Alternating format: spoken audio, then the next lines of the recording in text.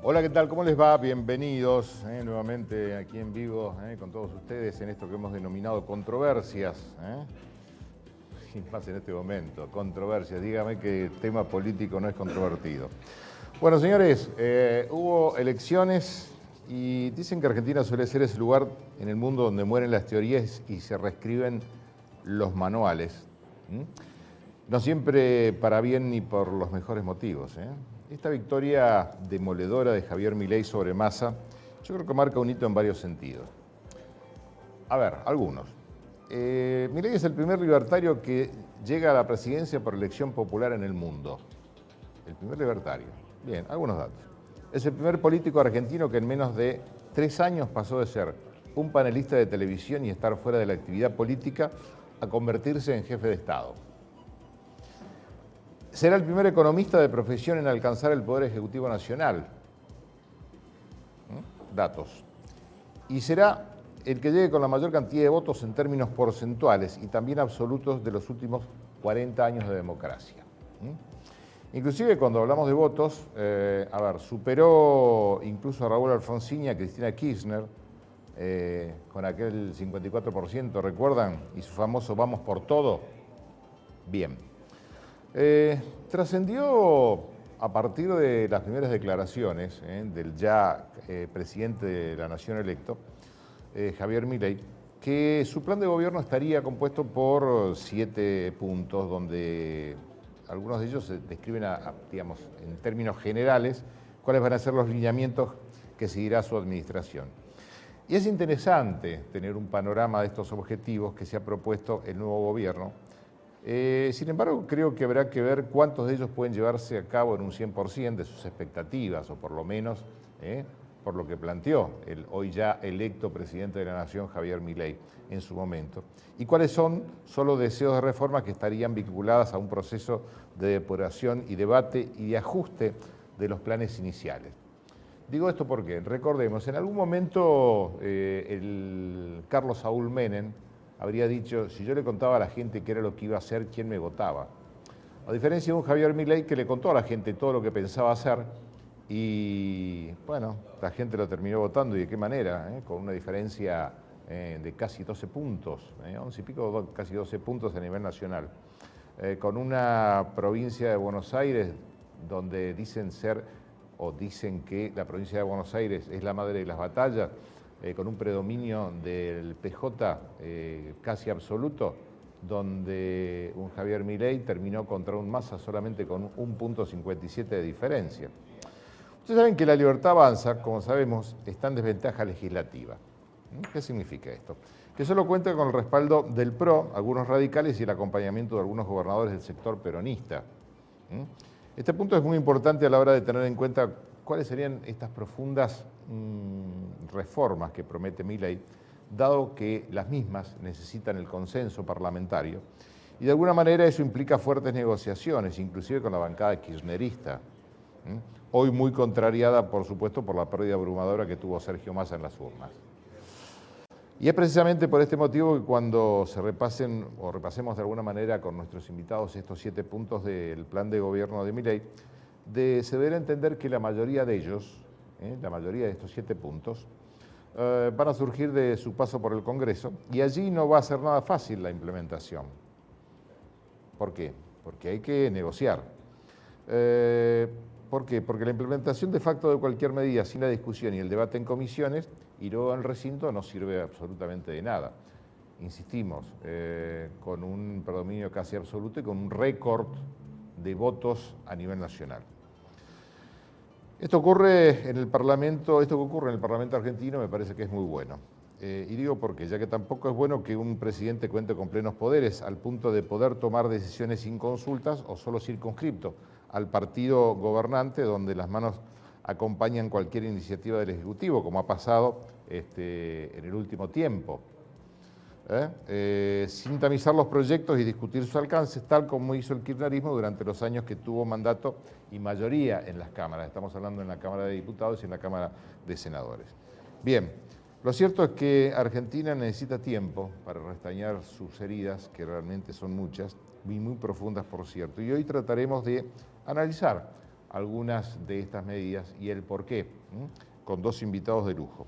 Por un lado, el contador público nacional Mariano Viania, uno de los gestores de la ley 19640, ex ministro de Economía de Tierra del Fuego y también ex diputado nacional. Y también el doctor Antonio Aciar, abogado de la matrícula, ampliamente conocido aquí en nuestra ciudad. Bueno, nos vamos a ir a la pausa, no sin antes recordar las vías de comunicación. Estamos hablando de WhatsApp, donde solamente podemos recibir mensajes de texto con todo lo que nos quieran preguntar o por lo menos opinar, con todo gusto. Ahí lo tenemos bajo pantalla, el WhatsApp del programa es 2901-510964, así que luego de la pausa van a estar con nosotros Mariano Viania y el doctor Antonio Aciar. Pausa, la primera y volvemos. Vamos.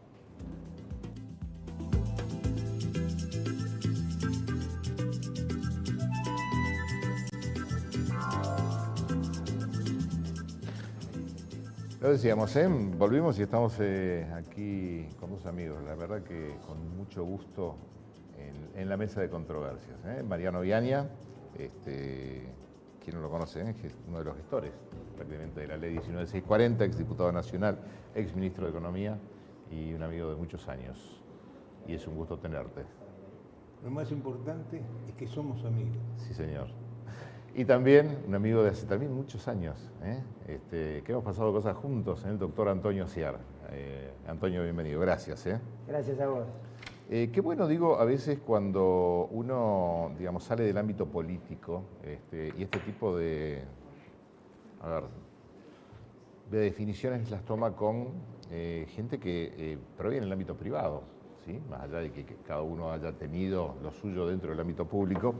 Porque analizar, como yo decía al principio del programa, lo que ha pasado el último domingo con la elección de Javier Milei, es algo que desde el punto de vista público se debería, algunos opinan de una manera, pero desde el punto de vista privado, ¿sí? De aquellos que trabajamos, pagamos nuestros impuestos, estamos al día con todo lo demás, lo analizamos desde otro punto de vista. Es decir, si tuvieran que definir en pocas palabras, ¿qué pasó el domingo? ¿Por qué Milei ganó como ganó? ¿Cómo lo definirían? Adelante. Mesa de café, con agua. No importa, es sana. Yo creo que es un producto de un hartazgo de la gente y de la responsabilidad de la política de no haber sabido ir modificando de a poco para ponerse en tono con la gente. Creo que la gente se cansó de la mentira. Y inclusive ante un hecho de poco conocido, porque se define hoy, como se dice, un outsider de la política, es el presidente electo. Es algo que puede llamar mucho la atención. Pero creo que es un poco el resultado de la gente está buscando un cambio o una modificación de cómo se viene manejando la política en la Argentina. En función de esto, perdón, yo lo planteaba, el primer político argentino que en menos de 3 años pasó de ser un panelista de televisión, ¿sí?, a jefe de Estado. El primer economista de profesión en alcanzar el poder ejecutivo. Otro tema. El que llegó con mayor cantidad de votos en términos porcentuales. Es decir, algo que era impensable hace 3 años atrás. Si bien en algún momento Cristina Kirchner le dijo, recuerdo, si quieren participar en política, lo decía por los jueces, lo decía por gente, digamos, no oficialista en ese momento, si quieren estar en política o ganar, armen un partido y salgan a la cancha. Bueno, salió a la cancha. ¿Antonio? Le hizo un favor. Coincido con todo lo que dijo Mariano. Y si te acordás, en el programa anterior dijimos esto un poco. Me parece que tanto el oficialismo como Juntos por el Cambio tuvieron una posición anacrónica en lo de siempre. Incluso esa pelea entre Rodríguez Larreta y Patricia, que no tuvo, me parece que fue estéril. Y como la cosa quedó en tercios, era lógico, al balotaje llegaron 2, el tercio que quedó de afuera, que era Juntos por el Cambio, obviamente lo votó a Milei, más allá de sus secciones y de sus particiones, pero el número lo dice, porque 2/3 son 60, y fue muy parecido. Esto es un poco lo que yo veo fuera de la ideología, del partidismo, de lo que fuere.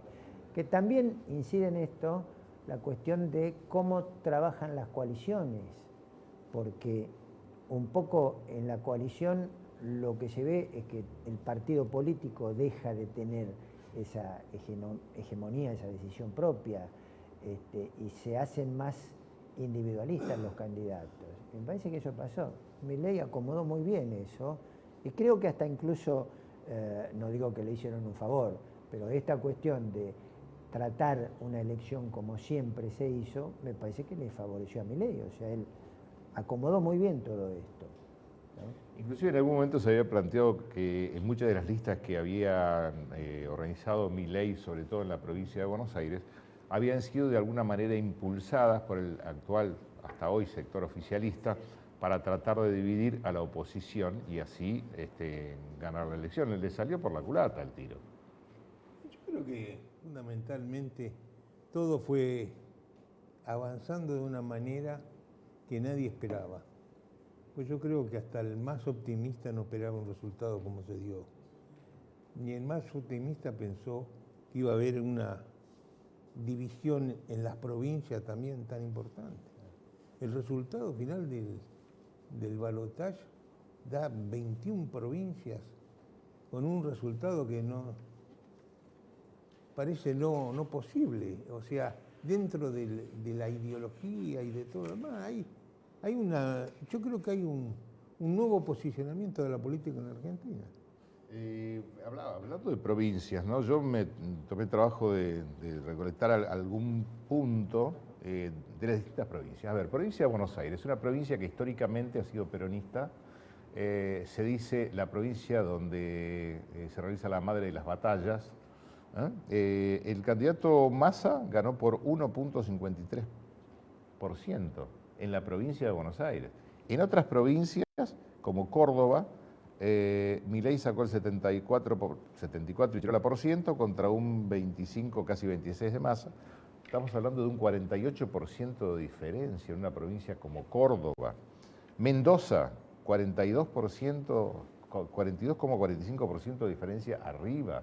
También estamos hablando de un balotaje donde generalmente en los balotajes ¿qué plantean, y sobre todo los encuestadores y la clase dirigente y la clase política?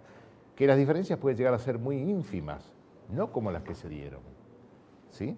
En provincia de Buenos Aires, sobre 180 distritos ganó 115.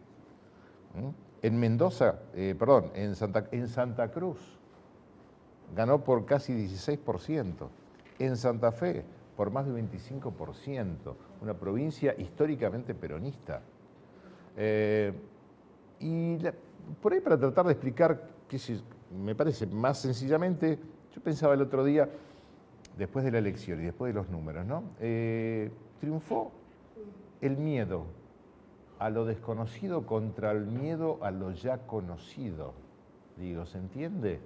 Digo, para tratar de simplificar un poco esto de la opinión, ¿no? ¿Coinciden en esto? Yo creo que sí, Y esto me hace recordar a una frase de uno de los padres de la patria, de Belgrano. ¿Qué decía Belgrano? El miedo solo sirve para perder todo. El miedo solo sirve para perder todo, lo decía Manuel Belgrano. Y eso, si vos te lo pones a pensar, es un pensamiento que tiene, y en la vida misma, muchas veces cuando vos te enfrentás a determinadas dificultades, nadie puede decir que no ha tenido algunos temores o cosas por el estilo, y vos fíjate que si lo enfrentás, tenés un resultado, y si no lo enfrentás, estás ante una alternativa que perdés todo. Ahora dicen que el miedo paraliza y me parece que en este caso el miedo actuó de inductor a una opinión generalizada sobre una situación ya. Yo, a ver, con mis 68 años nunca he visto a la Argentina como lo he visto en este último tiempo, ¿no? Mira, ocurre que hay un porcentaje muy importante, si no me equivoco es el 31% de todo el electorado que son jóvenes menores de 30 años. Ahí hay una cuestión que tiene que ver con el miedo. Y son gente que obviamente buscaban un cambio, los millennials, los centennials. Están en una situación muy complicada, porque el país no les ofrece posibilidad de realizar su proyecto de vida. Y optaron por el cambio. Más allá de que Milei, con toda su actitud, con esa cosa de rebeldía y de agresión casi, digamos, se lleva a los jóvenes en el bolsillo. Eso es algo que ya lo hemos dicho. Y me parece que eso también tiene que ver con el número mayor. Ahora también creo que tiene que ver, no sé si coinciden en esto, ¿no? Se instaló una campaña del miedo, desde el oficialismo, en este caso, actual oficialismo, hacia el hoy ya candidato electo. Y como decía, pero quizás ese miedo, en lugar de paralizar, actuó en contraposición, es decir, dio acción, ¿sí? El famoso principio de acción y reacción de la física que se utiliza para absolutamente todo, desde el amor pasando por la economía y terminando por la política, ¿no? Pero también me parece que mucho tenía que ver ese miedo que muchos tenían, y mirá lo que va a hacer Milei, porque no han tenido en cuenta que la Argentina, como país presidencialista, un presidente se elige cada 4 años, y que yo diría que prácticamente más del 90% de lo que plantea o planteaba un Javier Milei durante su campaña debía tener consenso legislativo y tenía que pasar por el Congreso. Un Congreso que hoy no le es, hoy por lo menos, no le es, afín al presidente electo, pero dentro de 2 años hay elecciones. Es decir, falta de educación cívica también por parte del ciudadano, ¿o no? Yo creo que también ha influenciado mucho es el nivel de pobreza que estamos enfrentando en el país, complementado con la indigencia en porcentaje muy alto, un problema de falta de un trabajo que sea suficientemente remunerativo o suficientemente bien pago para superar esa contingencia. O sea, hoy con el promedio de salario prácticamente sos pobre, con un promedio de salario. Entonces, trabajando sos pobre, vos imaginate aquel que vive de changas o vive de un trabajo irregular. Entonces, eso tiene que haber influenciado. A eso le sumar los problemas de inseguridad, los problemas de la educación, los problemas de la salud y cartón lleno y lotería. Faltó decir bingo. Por eso te estoy diciendo, es terrible. O sea, yo creo que se han conjugado una serie de cosas.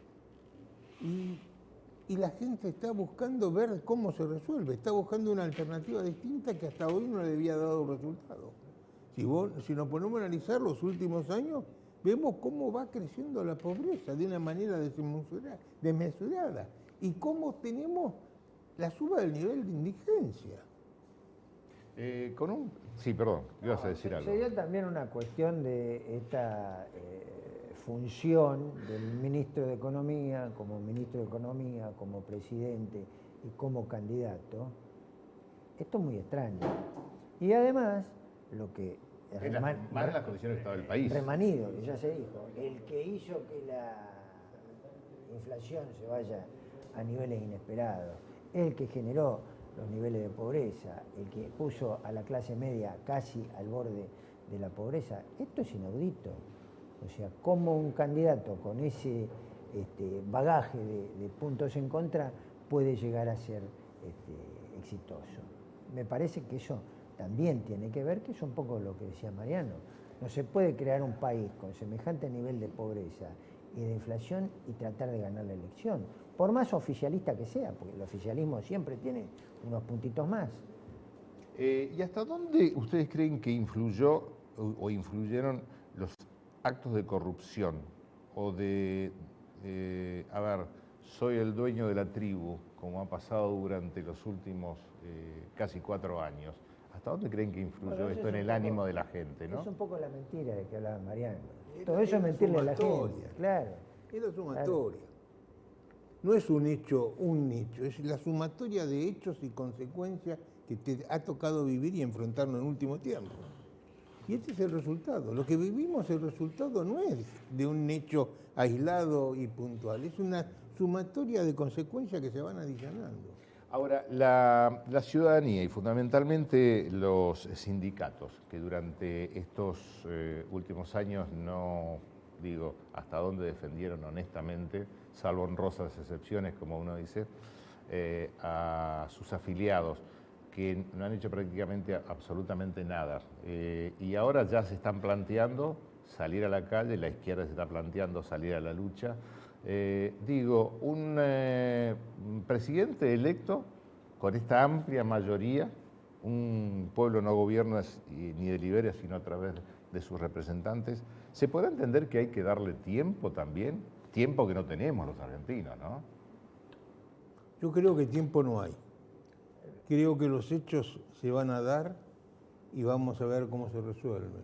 Yo no creo que pueda cambiar, salvo que entre en una cordura de que hay que entrar a sumar voluntades para hacer un programa razonable, eficiente y creíble en el país.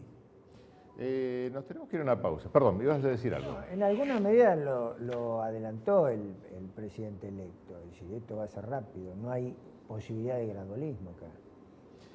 Nos tenemos que ir a una pausa. Luego de la pausa, ¿les parece que empezamos a desgranar de alguna manera, por lo menos lo que se conoce hasta el momento, de estos 7 puntos principales del próximo presidente electo y qué pasará a partir del 11 de diciembre, ¿no? Algunos ya hoy estaban hablando de una devaluación a dólar oficial de casi el 60%. Un dólar oficial que se iría, dicen, a 650 pesos contra 375, que creo que está hoy. Lo charlamos después de la pausa, ¿le parece? Señores, estamos tratando de, en mesa de amigos, mesa de café, tratar de simplificar ideas o por lo menos plantear desde la óptica de cada uno qué es lo que está pasando y qué es lo que podría llegar a pasar. Pausa, la segunda y volvemos.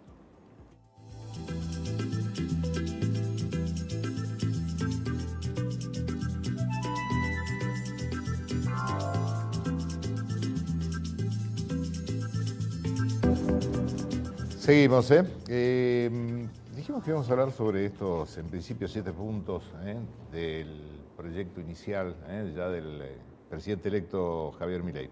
Hablamos de reforma del Estado, reforma económica, la reforma judicial, la reforma de la seguridad, la política de defensa, las relaciones exteriores, infraestructura. Es decir, ¿podrá, la pregunta es, Javier Milei implementar este plan de 7 puntos y múltiples desarrollos interiores y demás? Bueno, empezamos por algunos, ¿les parece? Empecemos por reforma del Estado, ¿sí?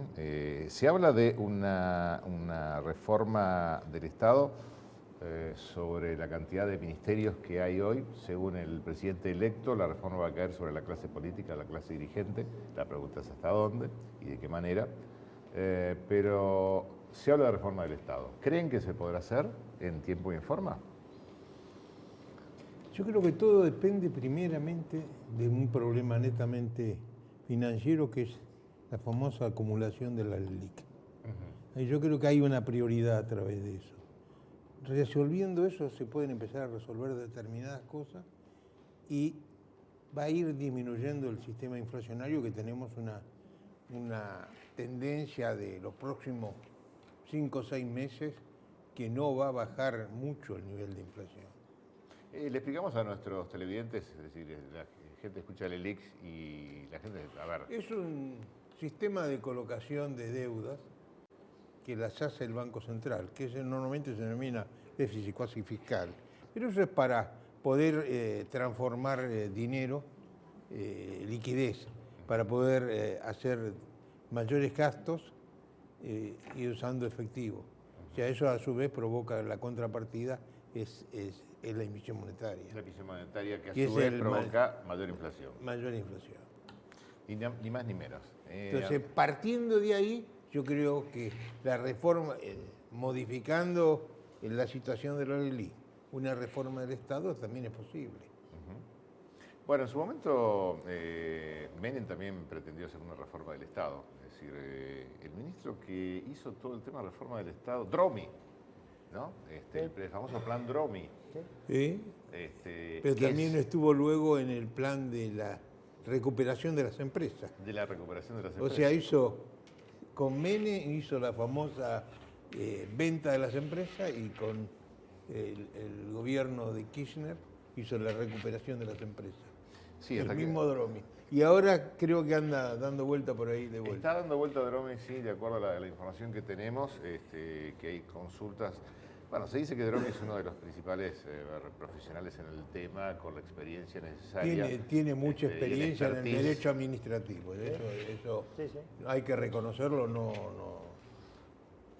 Una reforma económica. Se habló de una reforma económica donde se habla de una eventual dolarización. Recordemos, los argentinos estamos acostumbrados a que, a ver, y me quiero meter algo en el bolsillo.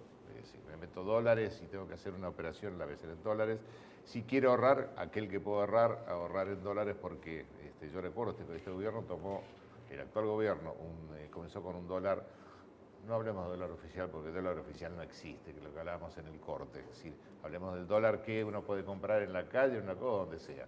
Dólar blue o azul o negro, como quieran llamarlo. Es verde. Es verde.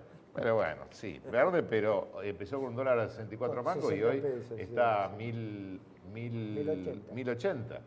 El dólar blue es un mercado relativo. Un mercado más realista puede ser el dólar MEP, que es el dólar que se compra en la bolsa, se compra y se vende en la bolsa, o el contado con liqui, que son operaciones para hacer transferencias del exterior. Está bien, pero digamos el común. Esos son, pero están más o menos, hoy están alrededor, si mi memoria no falla, uno está 980, el otro llegó casi a los 1000 y volvió un poquito para atrás, el dólar MEP, pero no hay mucha diferencia. El otro es un dólar de oportunistas y ese tipo de cosas, pero el otro dólar que si vos querés o necesitas algo comprar del exterior y te lo traen, es un dólar que te cuesta 774 pesos. Es el 3,72 del dólar oficial multiplicado por 100% de recargo. Ese dólar es el dólar más realista que puede existir. Que dicen que a partir de acuerdo a las últimas informaciones, o por lo menos los últimos chimentos políticos, se habla que el 11 de diciembre el dólar se va a llevar a 650 mangos, estamos hablando de una devaluación de más del 60%, que se va a encarecer absolutamente todo. Yo creo que es sincerar la economía, porque yo el dólar en ese valor no hay nadie que lo... No es competitivo. No, es que nadie lo consigue. Yo quisiera saber cuántas son las operaciones de importación que se pusieron a hacer con un dólar a 3.50 como estaba el tipo de cambio. Bueno, convengamos que algunos los han conseguido y por eso... Está bien, pero eso ya es un problema al margen, pero la realidad es que el núcleo mayoritario de la gente, o el empresario que tuvo que hacer operaciones de comercio exterior, lo tuvo que hacer usando los dólares de contado con liqui o dólares MEP, no lo pudo hacer con los dólares oficiales. Y el caso de la reforma judicial, es decir, se ha planteado el tema de la reforma judicial, después durante digamos, las últimas entrevistas, mucho no se habló del tema. ¿Cómo está esto, Asier? Bueno, en realidad a mí me parece, coincido con Mariano, que la ley es un tema que es prioritario, pero también me parece que paralelamente se puede hacer cosas. El Estado elefantiásico es del siglo pasado, es decir, no sirve, o de un sistema monárquico. Los estados modernos son pequeños y eficientes y están para estimular y proveer el desarrollo de la actividad privada. Y eso es un poco lo que es el liberalismo.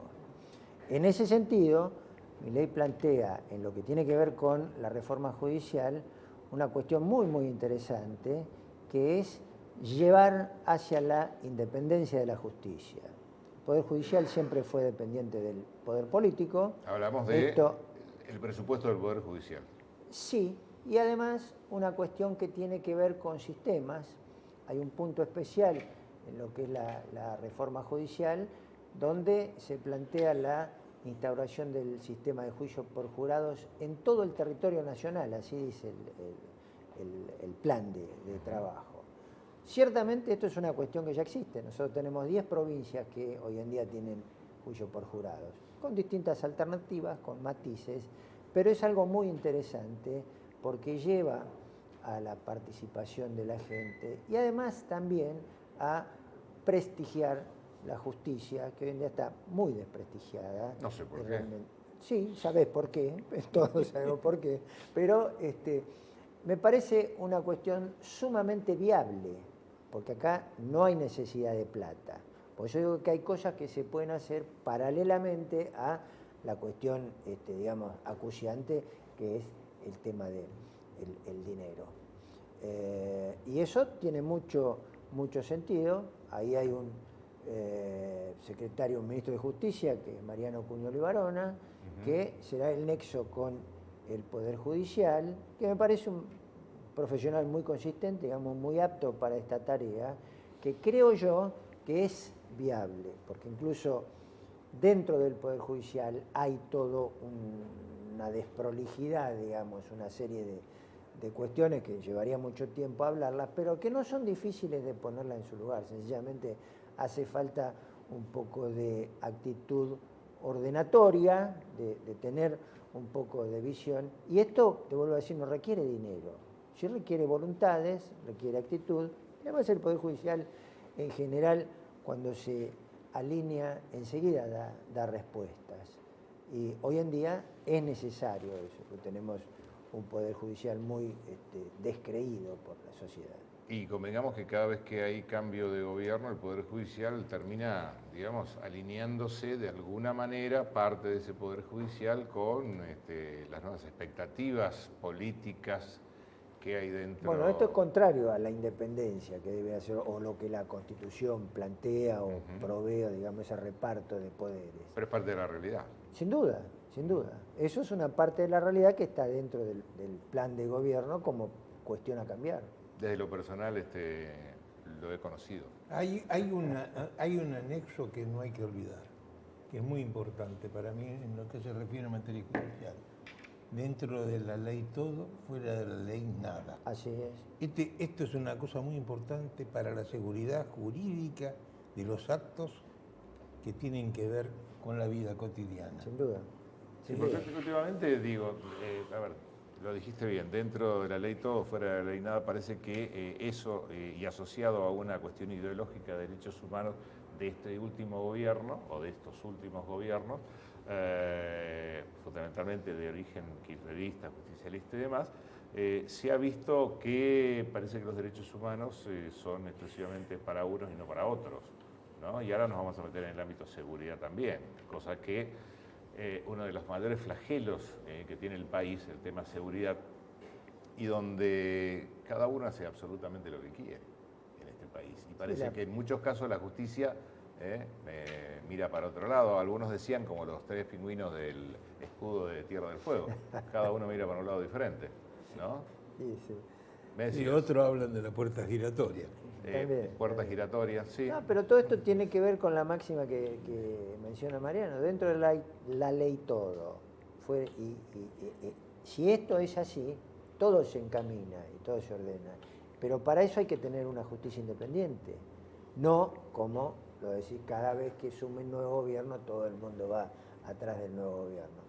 Dentro del plan de trabajo de Milei está esto. A mí me parece que es viable. Y no es una cuestión digamos, de candidez.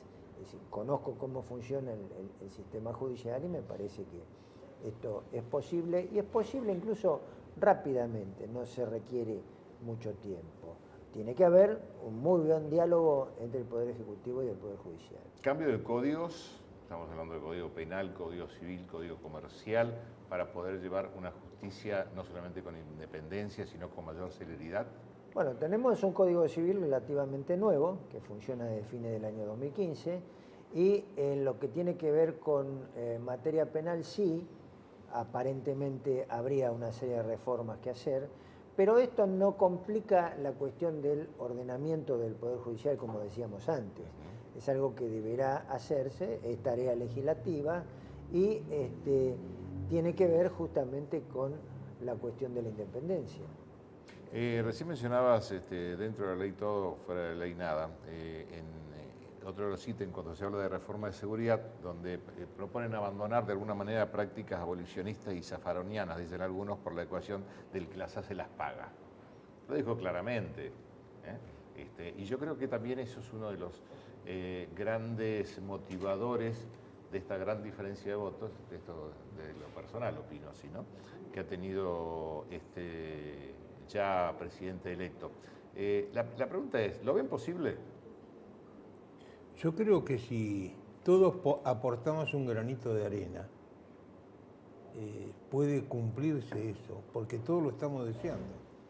Este es uno de los puntos más que uno va tomando dentro de la sumatoria de los hechos y de la razón de lo que se ejecutó en el comicio. O sea, uno está buscando un mejoramiento y el mejoramiento real se hace con una serie de etapas y esa etapa se tiene que cumplir. También dentro de la reforma de seguridad prevé la reforma de leyes de seguridad de las Fuerzas Armadas, del sistema penitenciario y de la ley de inteligencia, que en los últimos tiempos convengamos que ha servido para más hacer inteligencia interna que externa cuando esto está constitucionalmente prohibido. Y los carpetazos. Los famosos carpetazos. Los agentes inorgánicos. Ha habido algunos últimamente por acá por Tierra del Fuego. Ha habido algunos, pero Sí, parece que sí, algunos están haciendo los boludos, sí, me hago cargo de lo que sí, digo. sí. No, yo coincido con vos. Sí. Pero bueno, nos metemos en el ámbito de la defensa, política de defensa con una vicepresidenta muy cercana a los ámbitos de las Fuerzas Armadas, hija de militares o de exmilitares, esto sí. De uno de los combatientes de Malvinas. De uno de los combatientes de Malvinas. Y con un sobresaliente plafón, ¿no? O sea, ha sido una persona muy importante. Por lo menos hasta el momento se prevé la restauración de las Fuerzas Armadas, su financiamiento y el objetivo de recobrar un prestigio internacional de las Fuerzas Armadas argentinas que en algún momento tuvieron, pero que desde el punto de vista ideológico otros lo asemejan a quizás una de las peores épocas de la Argentina, ¿no? Desde el punto de vista ideológico. ¿Cómo lo ven? A mí me parece que hay una gran mezcolanza con esto y creo que en estos tiempos de cambio sería útil que todo esto se aclare en sentido de cuál es el rol tanto de los sistemas de inteligencia como de las Fuerzas Armadas. Todo esto va en relación directa con la seguridad, que es una cuestión que también debe colocarse en su lugar. No se puede gobernar si no hay seguridad. Y me parece que ya han habido incluso algunos adelantos por parte del presidente electo.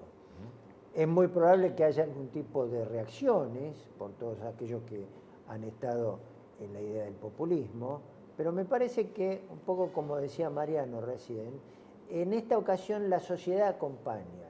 Hay una actitud de apoyo, hay una actitud de búsqueda de cambio, cosa que hasta antes del domingo no estaba, o estaba ausente, o estaba callada. Voy anotando algunas cosas que voy, digamos, acordándome. Por ejemplo, en el caso, a ver, nos metemos en el caso de relaciones exteriores, es decir, Argentina hacia el mundo.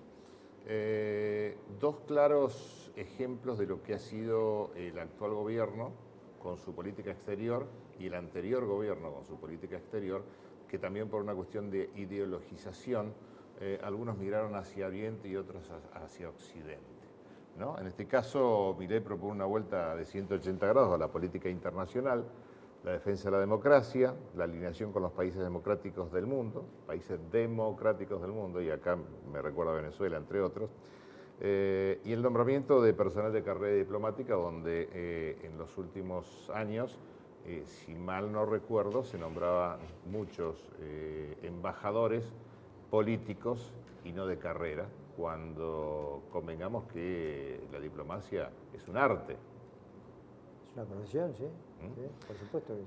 Con una actual Diana Mondino, que por lo menos sabe hablar inglés y francés, a diferencia del actual canciller, que la verdad que da pena, es decir, a veces como argentino uno da pena la representación que uno tiene desde el punto de vista político en el ámbito de los países del mundo, ¿no? Bueno, infraestructura. A ver, Yo a eso me interesa A ver. hacer una acotación sobre el tema de relaciones exteriores. Nosotros necesitamos proyectarnos comercialmente hacia el mundo. No importa Oriente o Occidente. Más hacia, lo que pasa es que nos vamos a tender siempre hacia lo posible que podemos hacer. Y si las relaciones exteriores son muy cambiantes, es muy difícil poder poner una situación de penetración de nuestros productos en el mundo. Cosa que la necesitamos para poder volver a empezar la maquinaria de la producción. O sea, la Argentina necesita dar trabajo, la Argentina necesita producir. Tenemos que sacarle las trabas que eso significa.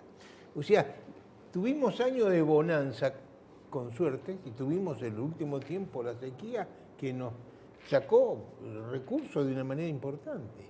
En otro contexto del país, en otro contexto del mundo, uno cuando va a las grandes urbes y no estamos acostumbrados a mirar para arriba, vemos que nuestros viejos, que los inmigrantes que hicieron la Argentina, no importa de dónde viniesen, hicieron una Argentina a lo grande, donde Argentina llegó a estar posicionada entre los 4 primeros países del mundo.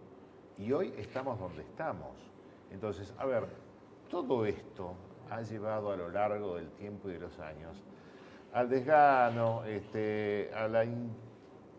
que la gente ya esté inflada, por no decir con las pelotas por el piso, un claro resultado de estas últimas elecciones. Mira, yo en eso siempre recuerdo algo histórico. A ver. Cuando Sarmiento asume la presidencia, 1866, 67, y hace ejecutar, para tener una idea de lo que era el país, hace ejecutar un censo. Y se ejecuta el primer censo, 1869. 1.700.000 habitantes tenía este país. 1.700.000 habitantes. El 1% de eso tenía estudio universitario. El índice de pobreza era terrible. Existía gran parte de la población en concepto rural y Buenos Aires representaba el 31% de la población. Así se empezó. La educación era un desastre. Teníamos un porcentaje de analfabetos increíble. Y se propuso y logró llevar adelante un nuevo programa. Y lo empezó por la educación. Y con posterioridad surge la ley 1420, que es la ley de enseñanza. Y eso es lo que nos dio un empuje y nos cambió, empezó a cambiar la vida. Educación. La educación. Ahí empezamos a cambiar la argentinidad. Y fuimos los que recibimos a los inmigrantes del mundo. Yo no me quiero meter en el ámbito de la educación porque más de una vez me han dicho, yo recuerdo cuando era pibe hace muchos años, mis maestros, mis profesores, tenían 1 o 2 y iban al colegio todo el tiempo, aún con fiebre y todo lo demás. Y hoy, un proceso educativo en el país con un claro sesgo ideológico por un lado y arbitrariedades por otro, con profesores que no cobran quizás lo que tienen que cobrar, pero con un sistema educativo donde delante de un curso hay un profesor que si tiene problemas va a otro, que si tiene problemas va a otro, que si tiene problemas va a otro, y todos terminan cobrando y el que termina más jodido de todo es el último. ¿Por qué? Porque cuando el primero, ¿sí? Tiene que volver, vuelve, está un mes y vuelve a salir. A ver, falta de control en todos aspectos, y es uno de los temas que a mí personalmente me preocupa. Pero ahí está el tema de la reestructuración del Estado. Sí. Y ahí vuelvo a recordar a Sarmiento. Sarmiento fue a buscar maestros de Estados Unidos. O sea, hay que pensar que esta Argentina se hizo grande con pensamientos simples, haciendo una idea del estado en el cual está, haciendo un diagnóstico y a partir de ahí empezás a tomar medidas.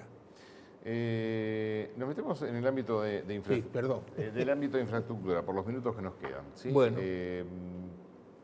Habla puntualmente de que ya no hay plata en la Argentina, sobre todo por esta campaña del oficialismo que se ha hecho en el último tiempo, donde prácticamente se habla de más de 2 billones, con B, más de 2 billones y medio de pesos que han salido de las arcas como parte de una campaña que pagamos todos, absolutamente todos, y que ha dejado esto con las arcas prácticamente secas. Se habla de la posibilidad cierta de que obras públicas que han comenzado no hay plata. Dicen, ya no hay plata, señores, pero hay contratos de por medio. ¿Sí? ¿Qué va a pasar con las obras públicas a nivel nacional? Se habla de la posibilidad cierta también de un sistema muy parecido al chileno, donde el privado va, hace la obra. En el caso puntual, me preguntaba hoy, ¿qué pasaría en Tierra del Fuego? A ver, ¿qué privado va a venir para hacer una escuela? Bueno, tenemos un banco de Tierra del Fuego que el gobierno perfectamente podría llegar a obtener esos préstamos del banco, y el tema de qué forma se paga o cómo. A ver, hay muchas aerolíneas argentinas, una empresa que según ha planteado dan pérdida, y hoy ya los sindicatos de aerolíneas argentinas le quieren proponer al gobierno que con una buena dirección esta empresa no daría pérdida. Entonces volvemos a lo mismo. A ver, todo lo que nos han planteado los oficialismos, ¿por qué no se hizo antes? Lo de aerolíneas, ¿por qué no se hizo antes? ¿Qué pasó con la cantidad de gente de la cámpora que ha entrado? A ver, hoy no hay datos puntuales. Y otro de los temas que yo creo, y desde lo personal, cuando asumió Macri no le contó al país, salvo a los diputados y senadores, con un libraco de 167 páginas, cómo había encontrado el país. Pero el resto de los argentinos no nos enteramos. Y yo creo que sería muy importante que en este cambio de gobierno, el actual, es decir, el gobierno entrante, le dé a conocer al país cuál es la real situación en que encontró fundamentalmente las arcas. Lo que ocurre es que para eso, ya se habló también, es necesaria una suerte de auditoría en determinadas áreas.